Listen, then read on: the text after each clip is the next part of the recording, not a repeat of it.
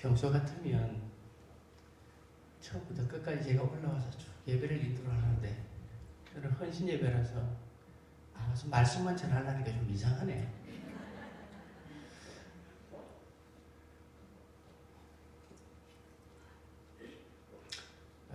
우리가 살아가는 이 세상에는 모든 것들에게 이름이라는 것이 붙어 있습니다. 생명이 있는 것이나 생명이 없는 것이나 큰 것이나 작은 것이나 동물, 식물, 곤충, 우리를 해롭게 하는 해충에게 심지어는 우리 눈에 보이지 않는 미생물이라는 것에도 우리는 다 이름이라는 것을 붙여 두었습니다. 왜냐하면 이 이름이라는 것을 붙여 둠으로 인해서 우리는 그것의 존재 여부를 알 수가 있기 때문입니다. 다시 말하면 이름이라는 것은 그 어떤 것에 대한 존재 여부와 더불어서 정체성을 알게 해주는 역할을 하는 것입니다. 근데 이런 이름은 우리 사람들에게도 다 있습니다. 사람은 태어나면 부모들이 그 사람의 이름을 붙여줍니다. 그래서 그 이름을 통해서 그 사람이 어떤 사람인지를 우리가 알 수가 있게 되는 것입니다. 그래서 특별히 사람의 이름은 아무렇게나 짓지를 않습니다. 이름을 지을 때는 분명한 뜻과 의미를 갖고 이름을 짓는 것입니다. 왜 그럴까요? 그 이름처럼 되라고. 그래서 어떤 분들은 비싼 돈을 줘서 장명소 가서 이름을 지어오는 분도 있잖아요. 뿐만 아니라 이름뿐만 아니라 또 사람에게는 성이 다 있죠. 우리 앞에 붙여지는 그 성들은 우리가 어떤 사람인지 우리의 소속감을 나타내기도 합니다. 김씨, 이씨, 박씨, 구씨 뭐 이렇게 쭉 성씨가 붙은 것은 그 사람이 어디에 속해 있다는 것을 알게 해주는 겁니다. 그래서 우리는 이런 이름들을 통해서 자신의 존재감, 소속감, 정체성들을 알게 되는 것입니다. 그런데 이런 이름은 예수 믿는 사람들에게도 있다는 겁니다. 태어날 때 부모님이 주신 고유한 이름 외에도 예수 믿는 사람들에게만 붙여지는 공통된 이름이 있습니다. 바로 그리스도인이라는 이름입니다. 오늘날에는 교회를 다니는 사람들이면 누구나 쉽게 그리스도인이라고 불려집니다. 하지만 사실 이 그리스도인이라는 이름은 엄청난 의미를 가지고 있다는 사실을 우리가 알아야 합니다. 그리스도인이라는 게 무슨 뜻일까요? 그리스도인이라는 것은 그리스도에게 속한 사람, 그리스도의 사람, 이런 뜻을 갖고 있습니다. 좀 더 다르게 표현하면 그리스도를 믿고 따르고 본받아 사는 사람들을 가리켜서 붙여지는 이름이 그리스도인입니다. 영어로는 크리스찬, 우리가 그렇게 표현하기도 합니다. 오늘날 우리가 너무나도 쉽게 듣는 이름인 그리스도인, 진정 어떤 의미를 가지고 있는 것일까? 우리는 한번 생각해 보려는 것입니다. 오늘 우리가 읽은 본문의 말씀을 통해서 알다시피 이 그리스도인이라는 이름은 안디옥 교회 성도들에게 맨 처음 붙여졌던 이름입니다. 자, 오늘 우리 본문의 말씀, 우리 26절 말씀을 우리가 다시 한 번 더 읽어 볼까요? 26절 말씀을 한번 같이 읽겠습니다. 시작. 만남에 안디옥에 데리고 와서 둘이 교회에 1년간 모여 있어 큰 무리를 가르쳤고 제자들이 안디옥에서 비로소 그리스도인이란 일컬음을 받게 되었더라.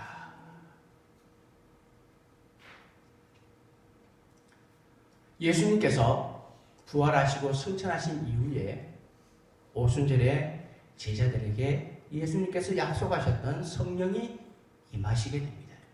성령을 받은 제자들이 그 이후로 나가서 예수님은 주시라고 외치고 선포할 때마다 하루에 3,000명씩 5,000명씩 수많은 사람들이 회개하고 주께로 돌아옵니다.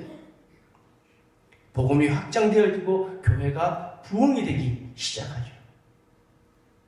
근데 그와 더불어 본격적인 교회에 대한 핍박이 또한 시작되어졌습니다. 그리고 스데반이, 7 집사 중 한 사람인 스데반이 돌에 맞아 죽는 순교를 당하게 됩니다.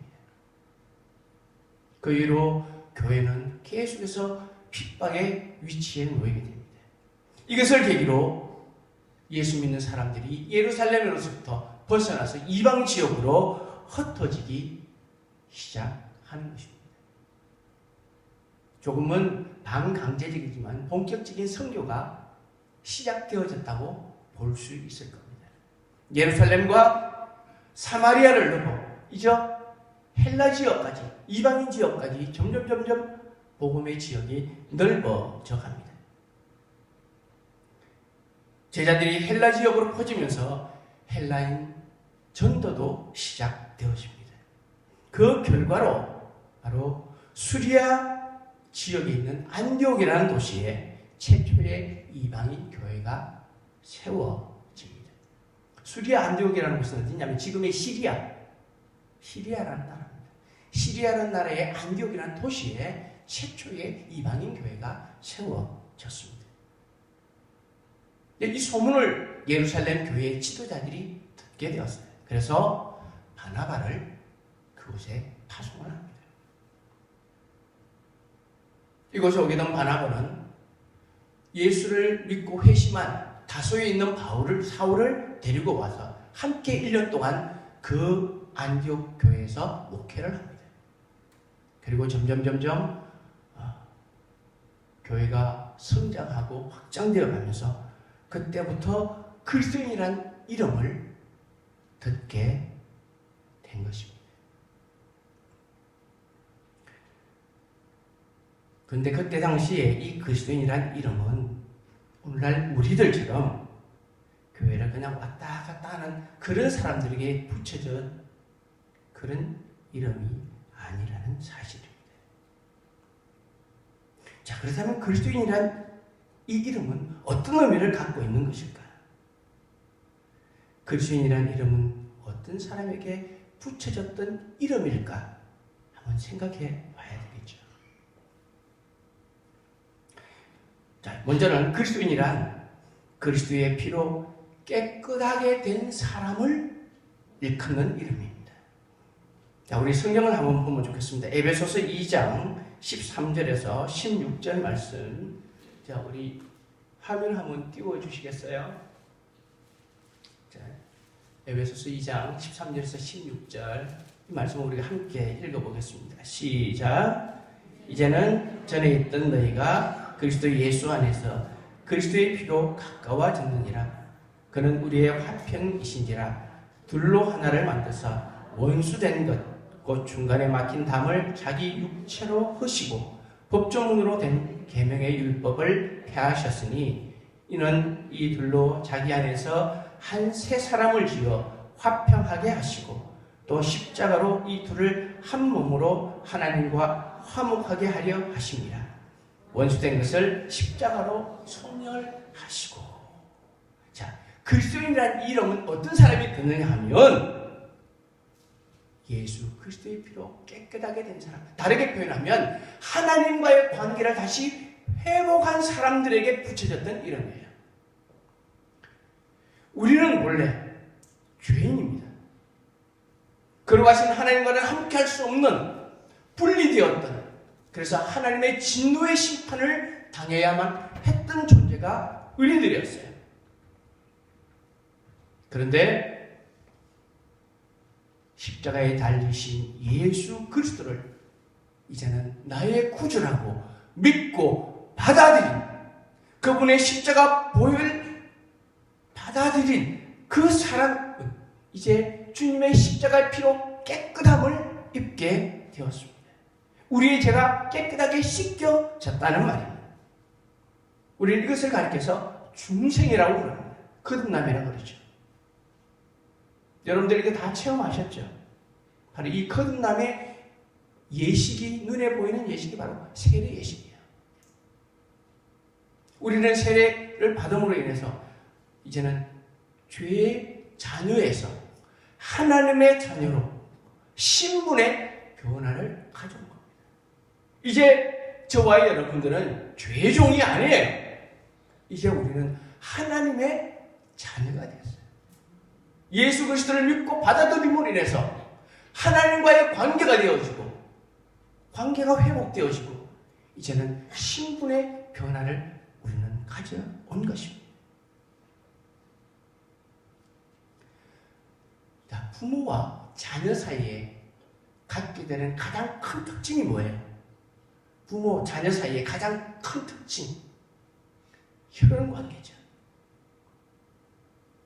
뭐 요즘은 뭐 양자 입적도 있기도 하지만, 그러나 보편적으로 가장 큰 것은 엄마 아빠의 피를 받고 태어났다는 거예요. 혈연 관계라고 해요.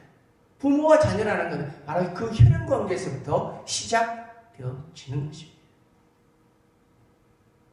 저와 여러분들은 누구의 피로? 예수 그리스도의 피로 말미암아 하나님과 어떤 관계로 맺어졌다? 혈연 관계로 맺어진 존재가 되었다는 겁니다. 그래서 이제 저와 여러분들은 하나님을 뭐라고 불러요? 뭐라고 부르죠? 아버지, 아빠, 아버지, 아바, 아버지. 우리는 그렇게 하나님을 부르잖아요. 여러분들 바깥에 나가서 아무나 붙들고 당신 하나님을 아버지라 한번 불러보세요. 못해요. 아무나 할 수 있는 것 같아요. 뭐 요즘 이렇게 백화점이나 어디 나가보면 판매하시는 분들, 우리 붙들고 아버님, 어머님 그런 소리 하지만, 그거는 그냥 판매하기 위한 상술이고, 진짜 아버지, 어머니라는 그런 의미는 아니에요. 예전에 죄인 되었던 우리들은 하나님을 아버지라 부를 수가 없었어요. 그러나 이제는 예수 그리스도의 피로 거듭남으로 하나님과의 부모와 자녀가 되는 혈연 관계로 우리는 맺어졌습니다. 고린도전서 12장 3절에 보면 성령으로 아니하고는 누구든지 예수를 주시라고 할 수 없다고 했어요. 어느 누구도 예수 그리스도의 피로 말미암지 않고는 하나님을 아버지라 부를 수가 없는 거예요. 예수님을 이제는 나의 주시라고, 하나님은 나의 아버지라고 부를 수 있는 그 사람에게 붙여지는 이름이 뭐라고요? 그리스도입니다. 두 번째는 그리스도인은 그리스도의 의의 옷을 입은 사람을 가리키는 이름이에요. 로마서 13장 14절에 보면 오직 주 예수로 옷 입고 정욕을 위하여 육신의 일을 도모하지 말아라. 그렇게 말씀합니다. 이 말이 무슨 말일까요? 이제 우리는 죄의 신분에서 하나님의 자녀의 신분으로 바뀌어졌어요. 이 변화된 하나님의 자녀들이 하나님의 자녀답게 살아가야 한다는 것을 의미하는 것이에요. 예수 믿는 자의 거룩한 삶, 성결한 삶의 모습을 보여주고 나타내는 사람, 그에게 붙여졌던 이름이 그리스도인이에요. 자, 조금 전에 부모와 자녀 간의 가장 큰 특징이 뭐라고요? 혈연관계. 자, 그에 못지않게 또 중요한 특징이 있어요. 부모와 자녀는 뭐 한다? 닮는다. 동의하십니까? 부모와 자녀는 닮는다. 엄마 아빠의 피를 타고났으니까 자녀는 뭘 닮을까요? 외모를 닮겠죠. 또요, 성격도 닮겠죠. 그뿐인가요? 한 집에서 먹고 자고 오랫동안 생활하면 뭘 닮아요? 행동하는 것도 닮고 말투도 닮아요. 여러분, 우리 꼬맹이들 보면 나가서 막 함부로 행동하고 막 욕설도 잘하고 하는 애들, 걔들이 그냥 그런 것 같아요? 아니요. 조금만 더 들어가 보면 집에서 엄마 아빠들이 하는 거 다 보고 배우는 거예요. 아이 저놈 저거 누구 닮았어? 누구 닮기는 자기 닮았지? 자기들이 집에서 하는 걸 아이들이 그대로 보는 거예요. 그 학교에서 배우는 거 아니에요. 집에서부터 배우는 거예요. 생활 양식을 그대로 배우는 게 자녀들이에요. 부모와 자녀들의 특징, 닮는다는 거예요. 이제 우리는 하나님을 아버지의 삼은 하나님의 자녀들이에요. 이제 우리는 예전에 입었던 죄의 옷, 누더기 옷은 벗었어요. 예수 그리스도의 거룩한 옷, 세마포 옷을 우리가 입었단 말이에요. 이제 우리가 어떻게 살아야 할까요? 우리가 주님 주신 세마포, 거룩한 세마포 옷을 입고 옛날 누더기 옷을 그 위에 다시 덧입어서 그렇게 살 건가요? 그건 아니죠.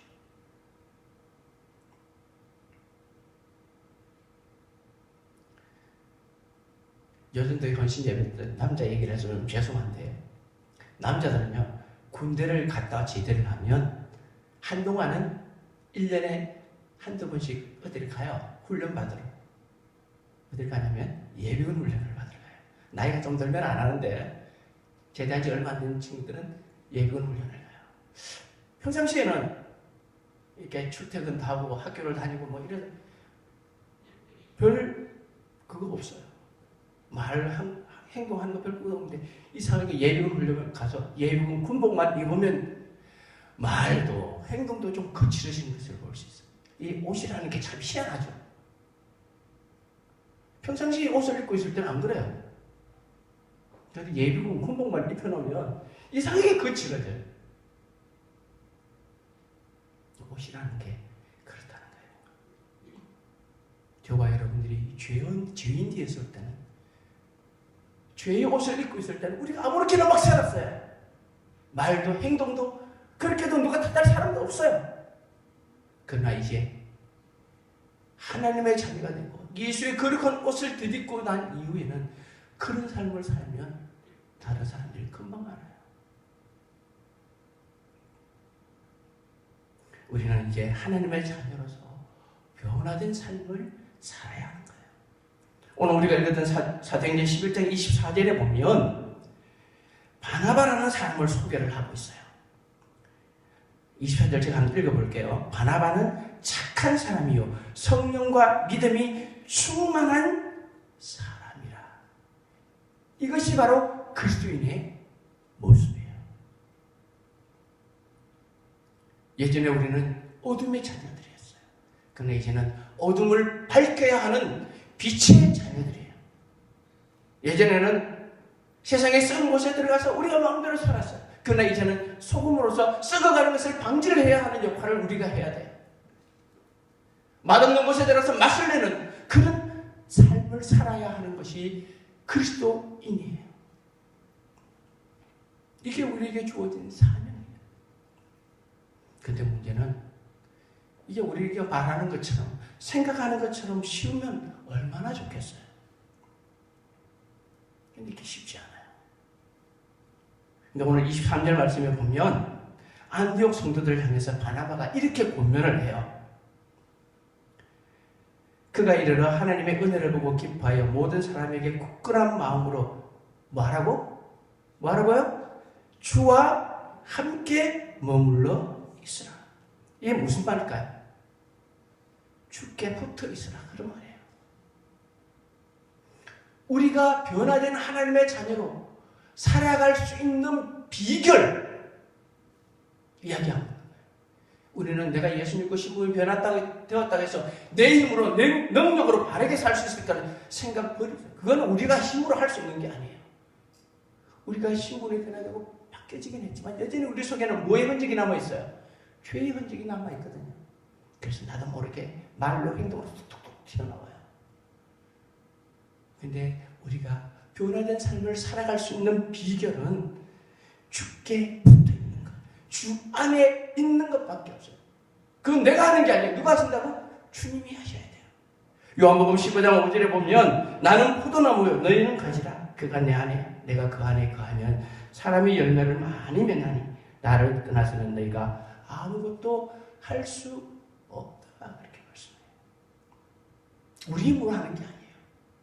우리가 주 안에 있을 때 주님이 우리의 변화된 삶을 살아가도록 도우시는 거예요. 이제 저와 여러분들은 단순한 사람이 아니에요. 바로 그리스도를 대표하는 사람들이에요. 작은 예수라는 얘기예요. 바로 그 사람을 가리켜서 뭐라고 부른다고요? 그리스도인이라고 부르는 거예요. 세 번째는 그리스도인이라는 것은 자기 십자가를 지고 그리스도를 쫓아가는 사람. 다시 말하면 그리스도를 위해 고난 받는 자를 의미하는 말입니다. 자, 대부분의 사람들은 예수 믿고 복 받고 잘 살기를 원해요. 예수 믿어서 내 삶의 모든 일이 형통하고 잘 되어진 것. 그래서 예수 믿으러 오는 사람들이 꽤 많이 있어요. 그런데 복 받으러 해서 예수 믿으러 왔더니 예수 믿고 복 받기는 그냥 이상한 어려운 일들이 많이 생기고 평소에 없던 환난들이 막 들어오고 그런 일들이 많은 거죠. 예수 믿으면 복 받는다고 해서 예수 믿었더니 더 힘들고 어려운 일들만 많이 생기니 그러고는 다시 가버리는 거죠. 우리는 이런 사람들을 가리켜서 그리스도인이라고 부르지는 않아요. 어느 누구라도 고난을 바라는 사람은 없어요. 누구나 고난을 피하고 싶어하고 오지 않기를 바라는 것은 인지상정이에요. 그럼에도 불구하고 누군가를 위해서 고난을 받고 그 고난을 기쁘게 감내해 내는 것은 왜 그럴까요? 그 사람을 사랑하기 때문에 그래요. 부모가 자녀들을 위해서 왜 힘들고 어려운 일들을 마다하지 않고 하는 거죠? 내 자식을 사랑하니까 하는 거예요.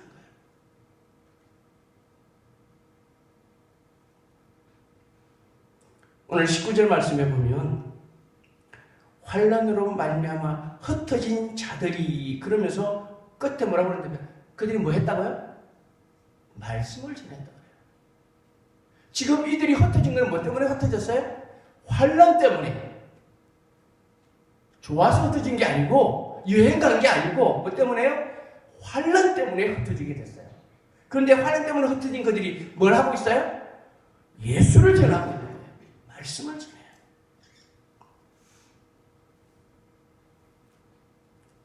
왜 그럴까요? 예수님을 사랑하기 때문에. 나를 죄에서 구원해 주시기 위해서, 구원하시기 위해서 십자가의 고난과 죽음을 경험하셨던 바로 그분. 그리고 그분의 죽음으로 인해서 나를 하나님의 자녀되게 해주신 예수님께 감사하는 그 마음으로 그들은 어디를 가든지 예수님이 하나님이시다, 예수님이 나의 구주시다고 복음을 전하고 있는 거예요. 저나 우리 성도님들은, 우리 여전도의 회원들은 이런 주님을 변함없이 사랑하고 계십니까? 그렇다면 왜 우리는 예수 믿으면서 내게 찾아오는, 예수님 믿는다는 것 때문에 찾아오는 그 고난과 역경을 잘 견뎌내지를 못할까요? 예수님 때문에 욕을 먹고, 예수님 때문에 핍박을 받고, 애꿎은 오해도 받고, 이런 경험 해보신 적 있으십니까? 그런 일로 인해서 하나님 감사합니다. 내가 주님 때문에 고난받고 욕먹고 오해받아서 감사합니다. 그런 고백들을 해보신 경험들이 있으십니까? 우리가 이웃들 삶을 살다 보면 이웃들 간에 말다툼이 있잖아요. 말을 하다가 상대방이 이런 교회 다니는 것들이라면 보면 그다음부터 말을 못해. 저는 그런 경험이 있어요. 시끈 다투다가도 이웃들 교회 다니는 것들 그러면 그다음부터 할 말이 없어요. 우리가 예수님 때문에 우리는 기죽는 거예요. 그러나 이 모든 것을 견뎌내고 이겨내고 그럼에도 주님을 위해서 우리가 핍박받음에 감사할 수 있는 사람들에게 붙여지는 이름이 뭐라고요? 그리스도인이다. 자, 마지막 하나만 더 생각해 보죠. 그리스도인이라는 이름은 그리스도를 증거하는 자들에게 붙여진 이름이에요. 다시 말하면 전도자. 오늘 본문에는 뭐라고 그랬죠? 제자. 그렇게 표현하고 있어요. 제자가 뭐예요? 우리가 흔히 생각하는 선생님, 교사들, 학생 그런 관계가 아니에요. 어떤 대가를 지불하고 지식을 전달받는 그런 관계가 아니라고요. 스승과 제자는 그런 관계가 아니에요. 말 그대로 삶을 나누는 관계예요. 함께 동고동락하는 그런 관계를 가리켜서 스승과 제자라고 그래요. 우리 인류의 역사에는 수많은 성인들, 위인들이 있죠. 그들을 따랐던 사람들은 돈 주고 배운 게 아니에요. 함께 동고동락하면서 스승이 가르친 것을 배우고 그리고 그것을 후대에 퍼뜨리는 그런 역할을 했던 게 제자들이에요.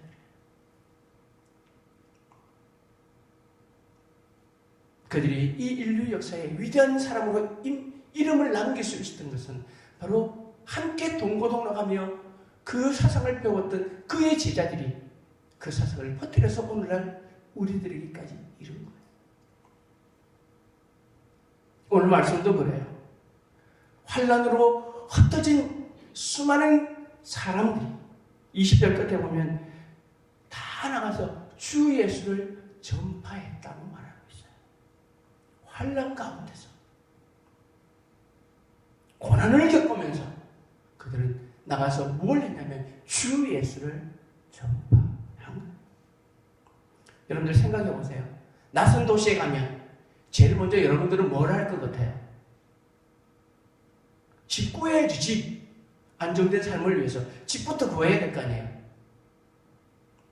그런데 흩어진 예수님의 제자들에게 그들의 삶의 우선순위는 그리스도였습니다. 바로 예수 그리스도를 전파하는 것이 그들의 삶의 우선순위였어요. 어떤 환경과 역경 속에서도 예수님을 주님이라고 전파하는 사람, 그들에게 붙여졌던 이름이 그리스도입니다. 디모데후서 4장 2절에 보면 너는 말씀을 전파하라. 때를 얻든지 못 얻든지 항상 힘쓰라고 우리에게 말씀합니다. 근데 사실 요즘 우리는 하나님의 말씀을 전하는 것 조금 부끄러워하지 않나요? 사실 요즘 우리는 신앙생활을 얼마나 편하게 합니까? 내가 예수님 증거한다고 그래서 예수 믿으라고 한다고 그래서 누가 내게 생명을 위협하는 사람들은 없습니다. 다만 우리 스스로가 복음 전하는 것을 부끄러워할 뿐이죠. 하지만 우리의 믿음의 선배들은 목숨을 내걸고 예수를 증거했어요. 복음을 전했다는 사실이에요. 지금도 세계 곳곳에 흩어져 복음을 전하는 많은 선교사들은 자기의 목숨을 내걸고 복음을 전하고 있다는 사실을 우리가 기억해야 합니다. 그런 이들에게 붙여진 이름이 바로 그리스도인이에요. 지금 우리는 교회를 출입한다는 이유 하나만으로 자연스럽게 그리스도인이라는 이름을 쓰고 있어요.